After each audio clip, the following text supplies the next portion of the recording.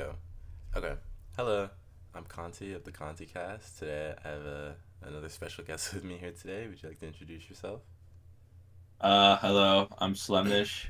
Um, yeah, I'm probably the most egotistical player in the game because I always say that I'm top 10, and I don't think anybody has agreed with like any of my opinions when it comes to players for a while now. Mm-hmm. But all of them are correct, which is why I keep repeating them, Mm-hmm. clearly. Okay. So honestly, I'm kind of like a political YouTuber in a sense, but Okay. for PF. Like, call me Charlie Kirk, no lie. Okay. Anyway, so Slimnish, when did you start playing PF? Uh, like, I start really late. Mm-hmm. Like, 2020, honestly. But yeah, 2020 is like when I first played the game, but unironically, I like legit started like in 2021. Yeah, 2020, 2021 because I wanted to get into comp. Mm-hmm. And what made you want to get into comp? Okay, it's a long story. So originally, I come from a community. I just played competitive Roblox games like my Mm-hmm. entire life ever since I got a computer or a laptop. Right. So like originally, I came from a community called Eclipsis, and Mm-hmm. that was just a competitive RTS or whatever. I'm gonna fast forward all that. So skip to the future. Pretty much everyone in that server got doxxed because we had person like posting child porn stuff, What? and so I ended up leaving that community like entirely, and I Mm-hmm. needed like a new game to play, and I was only like 14 at the time, so it's like I got nothing to do. And I saw one of my friends, Nick. Nick, is this a different Nick by the way? This isn't Bill. This is like actual Asian Nick, like a real Asian, not a fake Asian like Nick. So it's like I have Nick. So there's this guy Nick. And he was playing Fan Forces. He was legit playing it like 12 hours a day, and I'm like, I'll Mm-hmm. pick up Fan Forces. I can try to become like the best player in this maybe.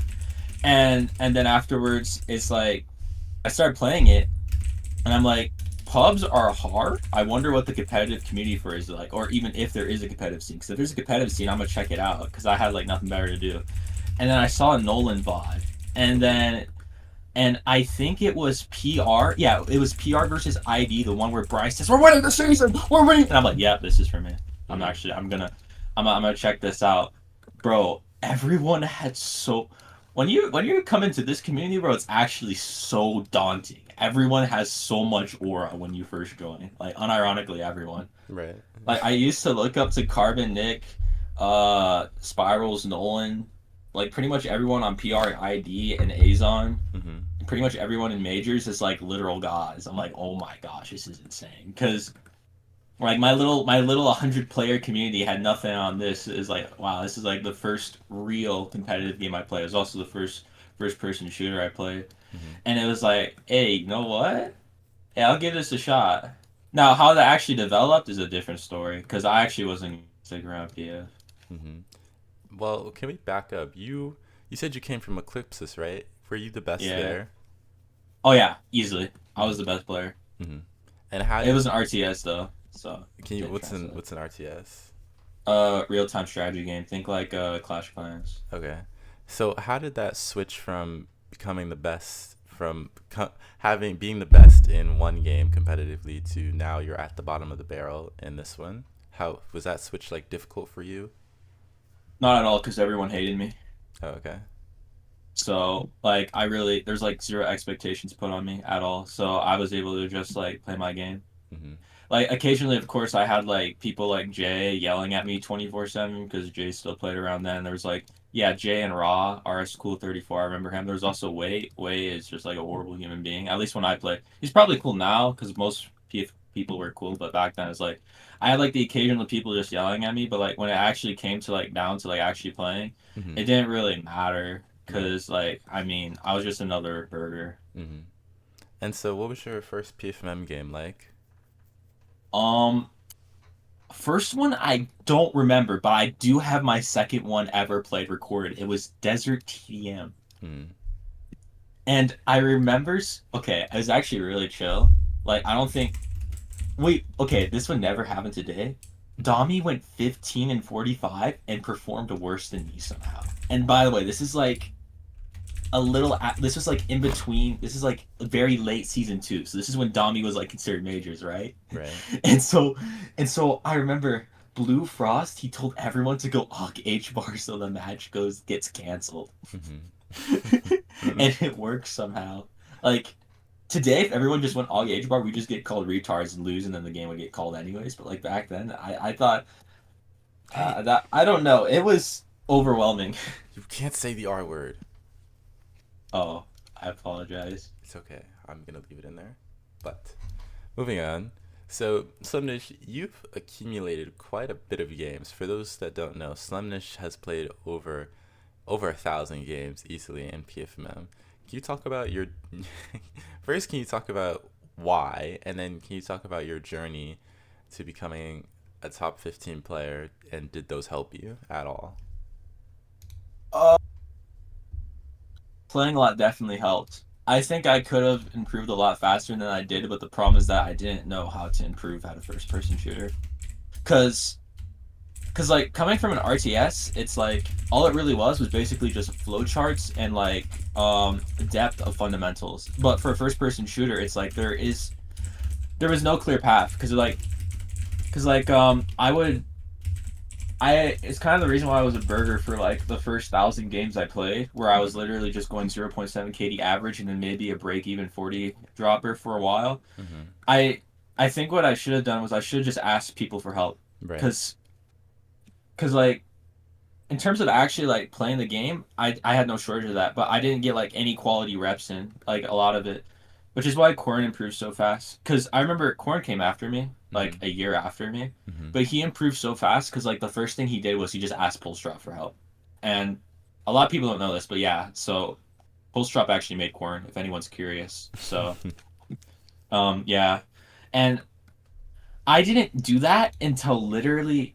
I never did that actually. And the people I did ask for help were literal bums, like old gen bums. Like, yeah, asking Tom for help's a good idea. However, Tom wasn't relevant for like 2 years now, bro. Like, this is the era of Pulstrop and Lemonhead and like Demir. Mm-hmm. It's like you gotta ask people who actually know how to play the game, Right. not like these like old heads. And so like I had the work ethic. I put a lot of time in, but I legit just had like zero guidance, and I didn't and my ego kind of prevented me from asking people for help because like I said at the time, like everybody hated me, and I Mm-hmm. think it was justified looking back at it, because I had the Dakota brainworm of just taking the moral high ground on like every single conversation. Right. And it's like I actually thought like all of those people were like horrible people, and I was like the Jesus Christ of PF, which um not true.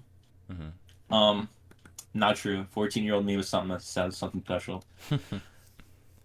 So yeah, I think playtime helps, but like it's also important to get like the quality reps in. Right. So yeah. Okay.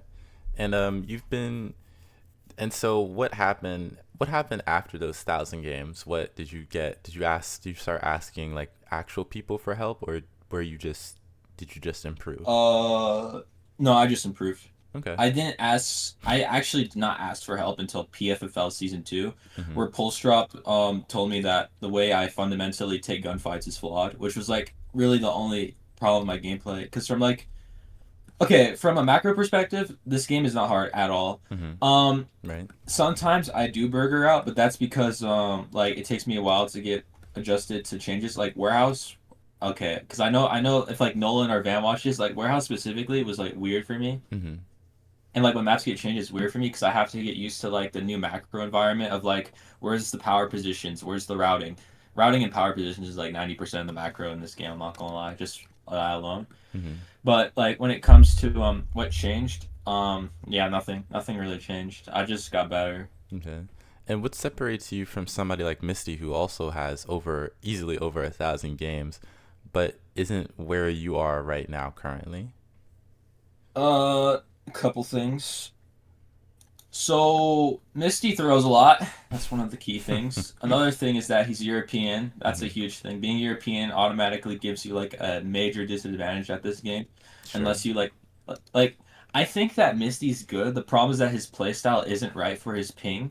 Mm-hmm. So like he should play more like Corey or he should play more like Corey or Kairos, where they're always just at an advantageous speaker position. But that's just me. Mm-hmm. So I don't think his playstyle is right for where he's at geographically. And another thing is that I don't think Misty has ever once in his life asked for help from anybody. Mm-hmm.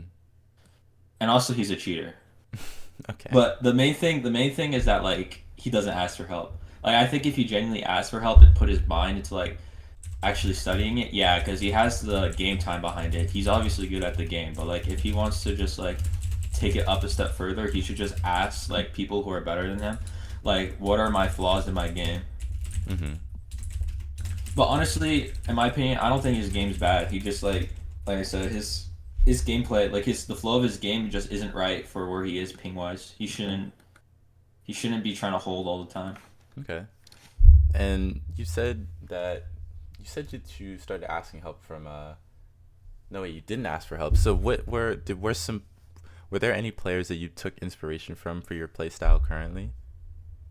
Uh, right now it's kind of my own unique style, but Mm-hmm. originally I copied Nolan and Tom, where I was always trying to hold angles and just play like some lurky play style. That doesn't work. Right. Don't do that. It only works on very specific maps, Okay. like very specific maps. Mm-hmm. And so did you play on, how many teams have you played on since you first started? Oh, my first team? Mm-hmm. My first was Raison Detra with Candy Kringley, E. Gavin, Kami, and Phantasm, I think. And saying that out loud, that is like literally. I do not think it gets worse than that. Right. Unironically, I do not think it gets worse. I think that was the worst team in PF history on like, the worst season in PF history, which is season 3 of SEL. It's like, nah. Mm-hmm. Eventually, though, I ended up leaving it because I was literally the only person on that team that had a functioning brain. Mm-hmm. And then I joined, what was it? Tayoki's team. You were on that team actually. Oh yeah, I Autumn. was. Yeah, yeah. Yeah, and we lost because you decided to get banned, Kami decided to get banned, and then we had a bunch of employed dudes who were good at the game, but the problem was they were employed. So it's like we had Vocals, Phantasm, you probably know all these people, Yeah. Zephyrus, if anyone knows Zephyrus. Yeah. Um, Kami, I already said. I don't know if anyone remembers. There's a guy. I think it was 51S20. No, it wasn't No, no, it 51S22. wasn't. I forgot. You know what I'm talking about? He had like numbers for a username. Yeah, just a little bit. Yeah, that guy. Yeah, that guy was pretty good. Mm-hmm. It was basically just me, Vocals, Tayoki's Kami that was like starting, and then Zephys depending on the map. Mm-hmm. And I think we would have won like third place minimum if my team didn't decide that they wanted to get banned for like cheating and stuff. Actually, I don't even remember. I think you account shared or something. I don't know, but it doesn't matter. Excuse me. And then after that, I joined Tayoki's team again in season 4, and then I left for Oopla, and then we lost because I think Dakota said this in his podcast, but like Kim Race decided to throw the game, and also our team captain was literally the dumbest team captain ever. He kept picking KC and TDM when we literally had like hour long discussions about playing OBJ. Mm-hmm. After that, moving to PFL, I was on Worst Generation. That team got 4th place. I don't have really anything to say about that. That's when I actually started like performing as a player. Mm-hmm. And then season 2, I was on FLJ, Mm-hmm. and Right. oh my gosh, bro. And then I got put onto SG because Roman and Bill decided to train me for Oscar. And then season 3 PFFL, I was on Pulse's team cut, and then now we're today. We're I didn't play the most recent tournament other than a sub for L9, and now I'm on Scalies. Right. So can we talk about your journey through PFFL? Because that's when you started to break into the top 15. Can you talk about what made you such a breakthrough player comparative to all the rest? I just had a really good understanding of the game. Like my mechanics were not there because I kept drop shotting, which was my mechanical flaw. So I was Mm-hmm. just easy to kill. But like I had very good understanding of like how the game actually flowed because I had like at least 2,000. I like at least 2,000 games under my belt at that point. Right. And so it's like I just kind of knew like what you had to do, and we've been playing the same maps for like 3 years. Not no, not 3 years. For like 1 or 2 years at that point. Right. And so like there was a scrim. I think this is the best example. There was a scrim Worst Generation had against Baking Pie that we won Mm-hmm. on Elevation, Metro, and Warehouse. And all those maps, if you look at it, it looks like everyone I was shooting legit had no idea where to go. Like I was always just ahead of the enemy. Right. And that's just because, like I said, I just had really good understanding of the game. Like I was literally crossing mid on I literally knifed like the warehouse game. I'm gonna go with that. That's the easy example. I literally knife at the start of the warehouse game. I literally knife out, run towards the hill, cap it, and then kill two dudes who just crossed to green mid. Mm-hmm. I just didn't know that was a timing that exists because I just played the game that much. Right. And so yeah, that was like the main thing that like started to like set me apart. So Okay. playtime, as Pulse would say. Mm-hmm. Okay. So moving on to this current league. Well, I guess just PFMM in general. You you accumulated a lot of hours. Do you think that if you started to care about the game sooner, you would be at like a Nick level or a Pulse Drop level, considering your absurd playtime? Now I think I can do it. In the past, no, Mm. no, because there was a lot that like that like prevented me from improving back then. Because I was playing on a Mac Mm-hmm. and I was hard stuck 60 FPS. I was also on 60 hertz. I didn't get 144 hertz till after PFFL season two. Mm. So and I also didn't have a mouse till after PFL season two. My mouse literally broke. Mm-hmm. The last game I played of PFFL. And so I literally just burgered out because my mouse was literally skipping inputs, and I literally like all my hardware was like bad. Right. So I had tons of bottlenecks. Plus I'm West Coast, so I'm on like perma 150 ping regardless of what happens, and Mm-hmm. it's just like no, I don't think so. Now, yeah, because I actually know how to like improve at games. It's just Mm-hmm. about putting in the hours, which is not happening because I can only play like 3 to 4 days out of the week. So Right. I mean, maybe, but realistically, no, it's not happening. Okay. So you mentioned that you know the flow, that you know how to play maps because of your playtime. Can we talk about Warehouse, because Warehouse has gone through a bit of changes and it was recently just overly changed. Can you talk about how differently you play Warehouse compared to Warehouse C, and then Warehouse without Airport Red, and then now Pulse House? Pulse House is no different from regular warehouse. Mainly because it kind of okay. So I'm gonna give you some history on warehouse. Okay. So warehouse historically, the meta, you kind of just okay. You spawn apps, and then either you hold the police cross when you have the less phantoms, or you try to get into motel, and that's basically the general meta. And then as ghost, you kind of just want to permanently hold the rest of the map around police because I mean like phantoms don't have any other options on the map. Mm-hmm. Okay, so let's fast forward to PFFL, not PFFL. Yeah, PFFL season two because that's when Nolan added like more mid spawn bias for Phantoms. Mm-hmm. That's when like people start mid fighting where Phantoms would instead of going police 24/7 they would just opt for killing the dude's OP because they literally had the spawns to do it and they didn't have to cross from maps. Mm-hmm. And then that was basically the meta for a while. And this is when the map, in my opinion, was at its fairest because I mean, you can just look at the Pro Q screenshots. Phantoms and Ghosts are literally okay. In a time when people said that it was ghost sided, Phantoms won more in Pro Q. It was 9-7 for Phantoms, and also in tournaments it was 1-1. And that's because people just don't know how to play a map. Mm-hmm. And so now we're in a state where it's kind of like we're back at like the old meta of Warehouse where it's like the only viable option since Ghost have so many options and Phantoms are not spawning towards apps anymore is you have to hold the police cross and you have to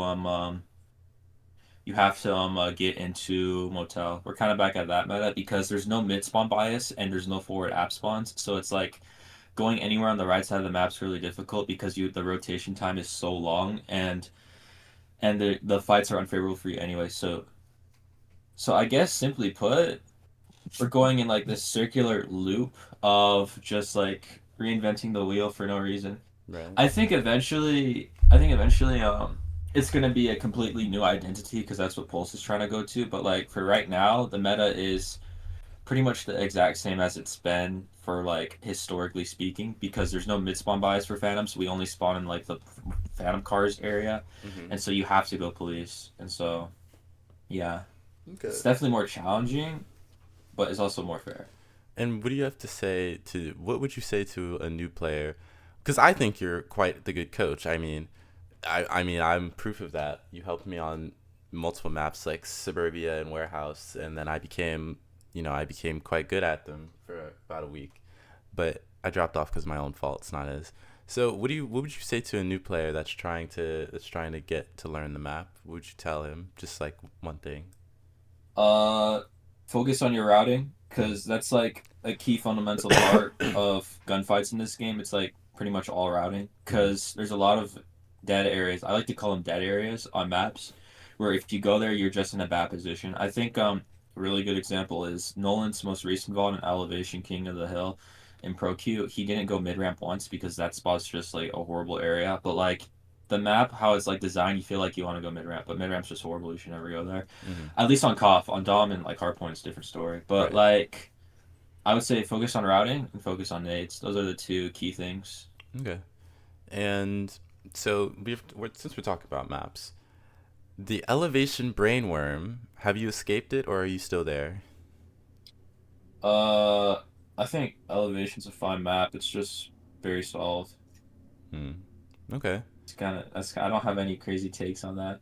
Okay. Um, I think I think it's yeah, that's kind of it. I don't really got anything to say. Okay. Wait, what even is the Elevation framework? What do you mean by Okay. that? So Lemon had popularized the elevation brainworm because he was like, all people do is play Ellie Koth, and it's not a good map. Like it's overplayed and it's not good because it's just a glorified TDM with a scoreboard with the point system. Oh, Yeah. okay, I think that's a hot take. I'm not gonna lie. That's not true at all. Elevation cough is really simple. Well, it depends on the side. The thing about elevation though is that it's kind of impossible to hold anything Mhm. except their spawns. So what you have to okay, the only like key power positions are like holding around doubles and holding top terrace as a ghost, but you can't literally hold. There's like nowhere you can hold it as a phantom Mhm. without having to constantly move around. Like you always have to be moving on elevation. There's no like power position where you can just sit there the entire game and do good. Right. And so it's like I don't think it's a glorified TDM. I think that's just wrong. Okay. Because there is an actual flow to the map and there is an actual theory and I do think it's solved. I think it's 6v6 and MM it's TDM, yeah. That's because people are just brain dead. They'll just literally hold W into deliver. But I don't think it's so brain dead that you can literally just hold W. And then, well, I mean, obviously you'll get rewarded for it, and that's like the game flow. But like, it's not like your entire team can do it, and you can just win. Like, you still have to like prioritize positions. Mhm. Like, you can hold W, but you still have to prioritize positions. Like, you need to prioritize. Like, if you're a Phantoms, if you don't have doubles, you lose. If Mhm. you're a Ghost, if you don't have terrace, you lose. Like, you still need to hold these like key positional areas. Right. Okay.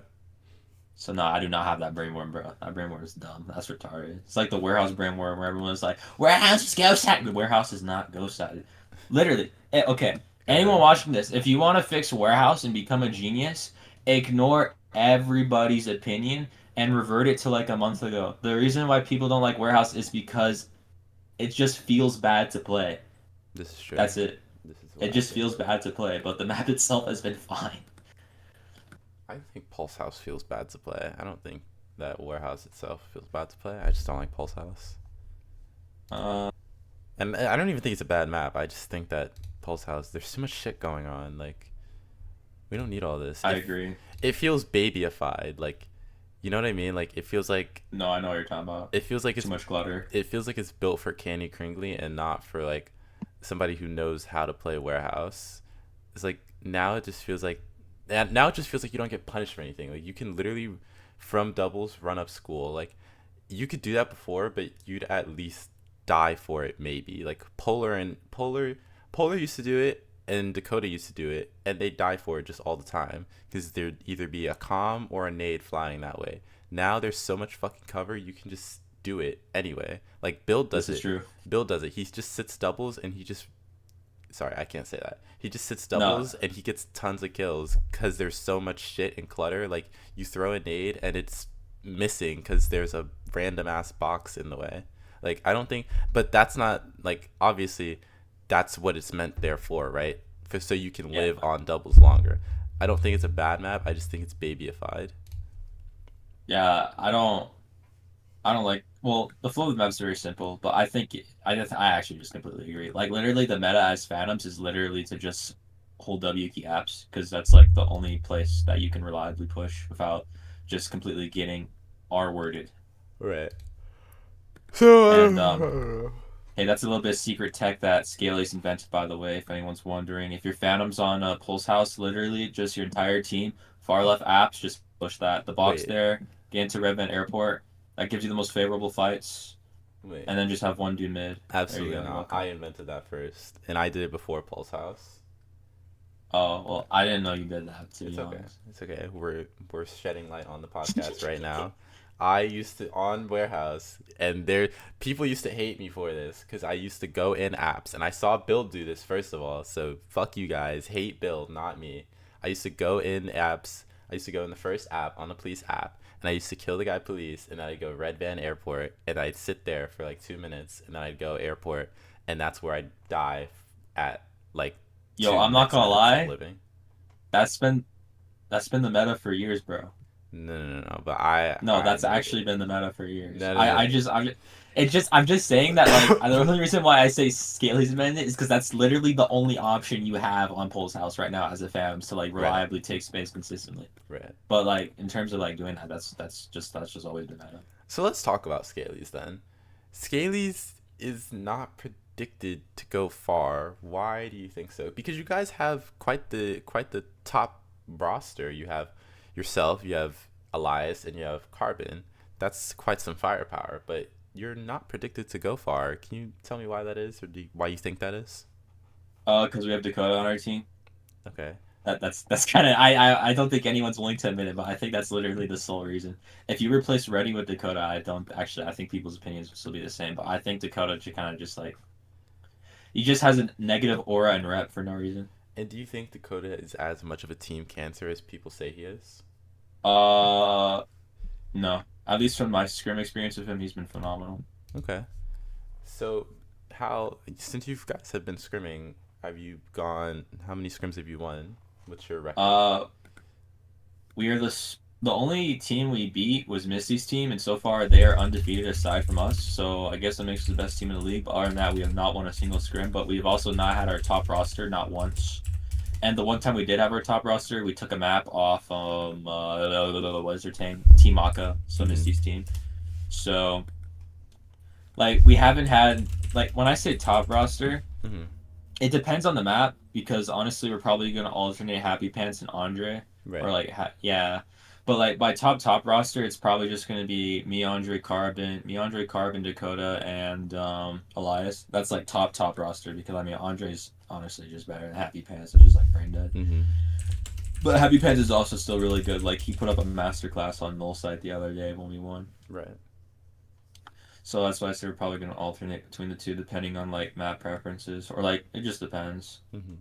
And can you tell me what the strategy is when you see an obviously stronger team like Team Maka or Team Wigpad, and you go into that with your top roster, but Maka has their top roster, Wigpad has their top roster. Can you tell me the strategy going into a match like that? No, I'm not telling you scaly strategies. Oh, okay.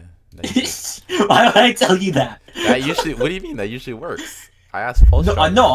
What do you think? I'm retarded, I asked Pulse Drop that. He told me. bro? That's because Pulse has been doing the same thing for years. Everyone knows what he's gonna do. Literally, this is all Pulse gonna do. He's gonna either have two people play off for Katie. It's probably gonna be him and Van, and then everyone else is gonna be dedicated OBJ, or he's gonna have everyone play for him so he can set himself up to get 80. That's Hmm. all Pulse has done since PFFL season 2. Like it's not anything new or different, and he's gonna keep doing that until somebody can counter it. Okay. Well, But okay, go ahead. No, go ahead. you know what? Since you asked, I actually will tell you. Okay. A lot of it's team play.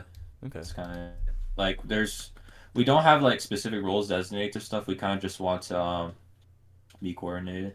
Mm. Like on Dom, we kind of just want to have like if your first priority on a pre-rotate, we want you to take that power position instead of getting on point, stuff like that. Uh-huh. Okay. No, Like Slemnish. Dakota. Oh, go ahead. You're not done. Oh, okay. No, go ahead. Go ahead. like on My. Desert Dom. Like on Desert Dom, it was pre-rotating Castle. It's like we wanted Dakota to go top stylist to hold rather than like actually going on the point because he was the only one alive. So it's like hold that map control rather than getting on the point. Right, right. But I think a lot of people do that, so it's nothing too great. Okay. And so let's talk about some overrated players, some overrated talent that you're seeing. Can you talk about any players that you think are overrated? Um, there's a couple. Okay. I need to get a list though because I kind of have like too many crazy takes. Okay. This is your I time think for this crazy one's gonna be takes. obvious, but Quern, I've been saying he's not top five for a while. Right. Okay, the thing about Quern though, and I will say this, is he can very easily be top five. The problem is that he's doing what Bob did back in 2023, where it's like, yeah, you're very good, but you're throwing, and so it's hard to like necessarily say where you're at, because it's like, yeah, I know you have the potential to, but you've just been throwing, and like Right. honestly just like I can't say that jaying off for so long that like I can't Yeah. reliably compare you to other players anymore. Right. Right. And if I do, it's going off of like bias from like a year ago, basically. Mm-hmm. Other than that, Nokia Angel, I Whoa. do not think what, Whoa. dude. Explain this. I literally coached him. He Right. is okay. I will say he's good, but he's not as good as people make him out to be. Okay. He needs a lot more. You've coached a lot of players in your day. Can you talk about what are you telling them? Because you did me. You've done Nokia. Have you done anybody else? Taokis. You did Taoki's, yeah. Can you talk about what you tell these? Because obviously your words work because they instantly become much better players. Can you talk about what you're telling these players? Focus on routing and aids. That's literally it. Like on Nokia, his entire playbook. The playbook he uses Suburbia is the one I gave him, and he still uses it, and he still does really good on Suburbia. I told him that considering he's new at the game and he's probably not going to be like first priority to like constantly be shooting dudes, he should just constantly play towards mid to deny hill Mm-hmm. and just be a rat that way, similar to how Misty does it. Yeah, And Misty dude, does when do he that. did that, he got 11K score first scrim and dropped 40 kills against like I forgot what team it was. I think it was SDBD on Koff, and we weren't even good at Koff. I was Mm-hmm. like, this is insane.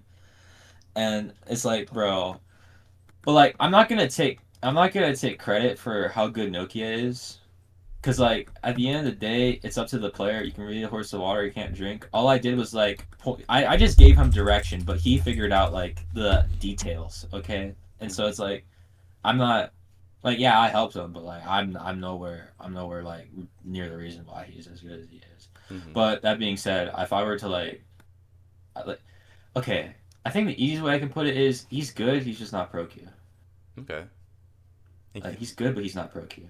and can you talk about the other two players, Tioki's and myself? What did we need for that push into pro queue? Tayokis. Well, Tioki's was already pro Uh, queue, but he just wasn't performing. Tayokis had consistency issues because he had very bad habits in Okay. his routing. Like on Suburbia, he would kind of just sit tramp literally the entire time when he could have got more proactive and just pushing up right side. Mm-hmm. Because if you kind of just sit tramp and your team has the because like I remember specifically like Build was pushed up into the enemy's tramp. He was just sitting there tramp. He had to push right side otherwise he was just gonna get overwhelmed by the spawns. Mm-hmm. And then after or it's like yeah, it's just stuff like that. Honestly, his right actually no, I take it back. His right side was fine. His left side was horrible. Actually, no. I don't remember. But like a lot of it, like I said, it just came down to like poor routing decisions, and like bad ideas on how to play the map.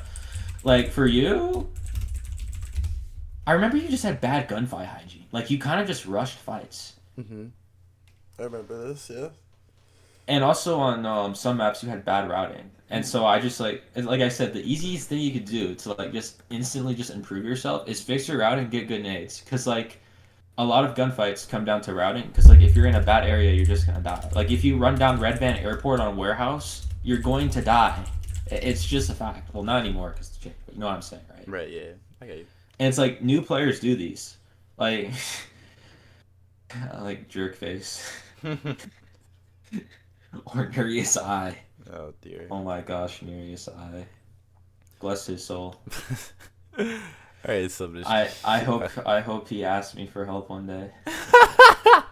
No Slemnish. Especially Nuri has his own es- play styles. especially on Null's type, bro. Stop going cafe. It doesn't work. Can't wait. I need to speak to this. I need to say this. We need to have a conversation about this because it kills me, and I hate to see him play null site.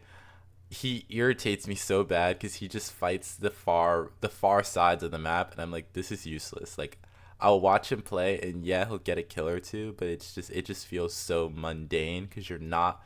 It's not like you're even fighting point. You're just fighting for dead space. You know what I mean? Like, In the case of Nereus, that's bad. That's really yeah, bad because he doesn't have like any skill whatsoever. right, Like period. He's just bad. But yeah, like if that was build, then that's good. And the mm-hmm. reason why I say that is because it's good to have players playing off to kills rotates because that's still like two less players that your team has to worry about. Right, Like you went 1 for 2, but it's like you need to stay alive and continuously hold that space and continuously be a nuisance to catch those rotates off. But yeah, if you just get isolated 2 kills and then just like die. die, then it's like okay Like, question mark. yeah, yeah, I get you. um, I hope your team got on the point off that. Or yeah, that's Okay. like gotta stay up that. Okay, and now since we talked about some overrated talent, can you talk about some underrated talent that you're seeing? Since Nokia isn't in your underrated talent. 2 step. Okay, that's it. Two Let me step. else think. Uh, hold up. Let me actually pull up the sheet. Okay. Yeah, I'm gonna pull up the sheet that I can actually like because then I'll be able to like actually see like who's in the draft and shit. Okay. Copy of Patty Royale League Season 2 information. Oh wait, no, that's the wrong one. That's the mock draft.